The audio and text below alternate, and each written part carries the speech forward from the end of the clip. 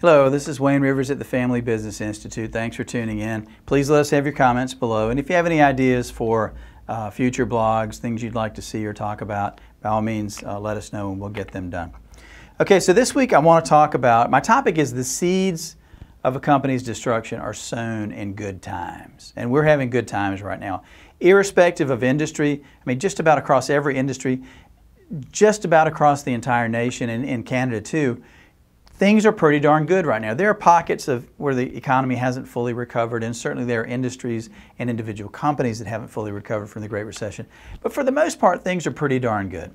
So I'm reading this book, The Breakthrough Company by Keith McFarland. It's good. It didn't make it to my top 20 business books of the year or anything like that, but it's a good book.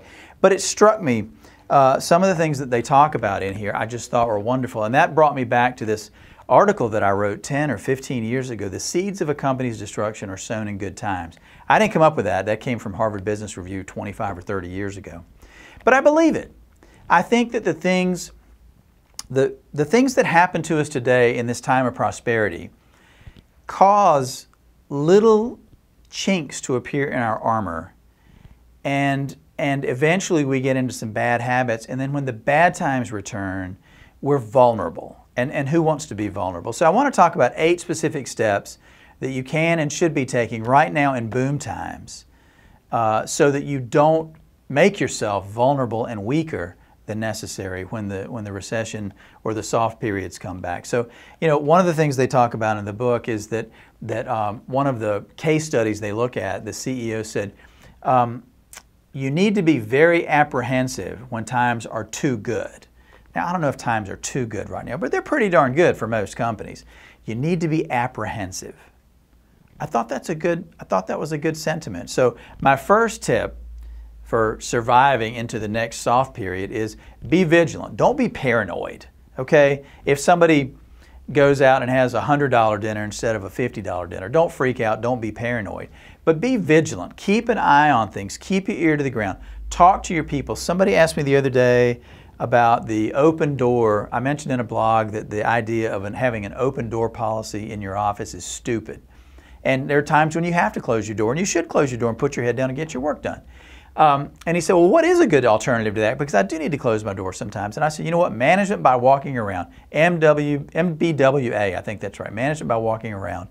Go out and talk to your people and visit with them and see what's on their minds and where they're experiencing problems. And you'll get a theme and a pattern based on doing that. So spend some time talking to your folks and finding out where their concerns are. And once you accumulate some of those responses from your people, you'll start to see places in your business where you need a little more vigilance, or you need a little more firepower, or IT, or people, or who knows what you need. But those things will be apparent to you. So number 1 is be vigilant. Number 2, benchmark your costs regularly. So this is something that we do in our peer group, my peer group of peer group providers that I participate in. We also do it with our peer group members. Is we do rigorous, detailed, practically anal benchmarking once a year for every single person, and then compare them not only to each other, but to the peer group program and to the construction universe in general.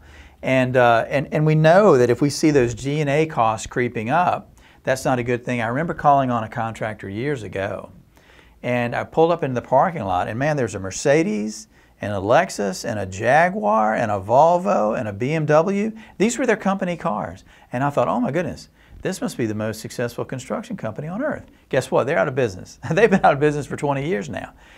They just didn't benchmark their costs. They really had no idea what they were spending. Number 1, they weren't vigilant. And number 2, they weren't benchmarking their costs, and they were spending outrageously on G&A. And that's not sustainable in the long run. So don't be a penny pincher, don't be a skinflint, but be vigilant and benchmark your costs. The third thing is look at new opportunities deliberately. It's easy right now when things are really good and you're going at about 85 or 90% of capacity to take on that next new opportunity that puts you at 110% capacity. And then you get into, delivery times change, quality changes, you overstress your people because you can't hire quality people fast enough. You really need to be deliberate when you're looking at that next new opportunity. I'm not advocating just reflexively saying no. Maybe you can take a new opportunity on if you get rid of an old line of business that you're doing that's not as fun or profitable or challenging as it used to be. But go into these things with your eyes open. Don't just take new business because, by God, we got to get all the new business we can because that's how we do it around here. The fourth thing is, the 80-20 rule. 80% of your revenue comes from 20% of your clients, or 80% of the value in what you do comes from how you invest 20% of your time. Focus on that 20. Focus on your top 20 customers. Focus on your top employees. Focus on the things, the activities, the 20% of the activities that you do that really add value in your company and in your life. And if you really, really, really want to take it to an extreme, you've got the 80-20 rule. So 20% of your activities produce 80% of your results. What if you multiplied it again times 20? 20% that is. So 20% times 20% is 4%. What if you could figure out a way to focus on that 4% of your time that really, really adds value, the most value? Think about how much time that would free up for family, for learning how to go fly an airplane, which is one of my long-term aspirations, for fitness, for travel with the family, for whatever it is. As you're trying to figure out how you're going to have that beautiful, wonderful life, focusing on how you spend your time is the number one payoff there. The fifth one is take more time to coach and teach and drive decision-making downward in your organization. If you're still the person that has to make every little decision about every little decision, you're trapped. You'll never be able to leave your company. You'll never be able to advance to a higher place in the organization. You'll never be able to turn it over to a son or a daughter or any other successor for that matter. You've got to begin to coach. Stop doing so much and start teaching other people. Yeah, they're going to make mistakes. They're going to skin their knees. But golly Moses, if you don't do that, you don't educate your people on how to do the things that you currently do, or do the things that your 80-year-old CFO does, then where does that put you 5 years down the road? Corollary to that, point number 6, train your people. Get your people the training they need and they want to be really good in their jobs. I heard a story about a company, a manufacturing company. They bought this newfangled software. This is 25 years ago. It was $50,000, which was a lot of money back then. And the training would have cost an additional $10,000. Well, heck no. They'd already spent $50,000. They weren't going to blow another $10,000 and make it $60,000. Well, that was the dumbest thing I ever heard. I mean, how are you going to get the most out of your software if you're not willing to invest in the training of the people that use the software? So, get your people the training they need and the training they want, and especially your next generation leaders. Get them, leadership training, accounting and finance. Well, not accounting, because we've had that discussion before. Accounting looks backward, finance looks forward. Get them finance training in the business so they can know how to look forward in the business and how to do forecasting and budgeting and all those kinds of things that will actually help you take the business to another level.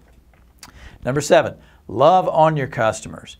If you as the senior execs are not loving on your customers enough, carve out some time and make that happen. You'd be surprised in today's world how far you get from just writing a handwritten thank you note to somebody. It is an impactful thing in today's world. The other thing that I've been really shocked about is how people appreciate other little things, like we've been giving away golf shirts. And I mean, to tell you, I've been giving my books away and sending other stuff to people for years, and we barely even get a ripple. Send a few golf shirts out to people and they go nuts. So almost all of us have corporate logo wear that we use. Why not share it with our customers and vendors and suppliers? And you'd really be shocked about how much people appreciate a good quality item like that. So love on your customers, and finally, maybe the most important thing, love on your employees too. You've got some people that really make it happen, and without them you'd be in a pickle. By gosh, make sure you're giving them all the TLC they want and deserve. Some of it's money, but a lot more of it is just recognition, participating in the high-level decisions of the business and those kinds of things. Put your arms around them and just make sure that you're giving them all that they need and want. It's the platinum rule. Everybody's heard of the golden rule. The platinum rule is do unto others as they wish to be done unto. If you can find a way to make the platinum rule an important piece of your business life, then you'll be able to love on your customers and employees, and things will be great. So let me close real quickly. I'm not wearing eyeglasses here, so I hope I can see this. One of the things that is in this book that I thought was interesting is they said there's no such thing as corporate culture. I disagree with that 100%. But the way they say it really made me think. There's no such thing as corporate culture. There is only how we treat each other. And they don't use the word culture. They use the word character. That's what it's all about. If you build the right character in your business now while times are good and you remain vigilant, when those bad times return, you will not have sown the seeds of your own destruction. You will be a survivable and a sustainable company. Thank you. This is Wayne Rivers at the Family Business Institute. We welcome your comments.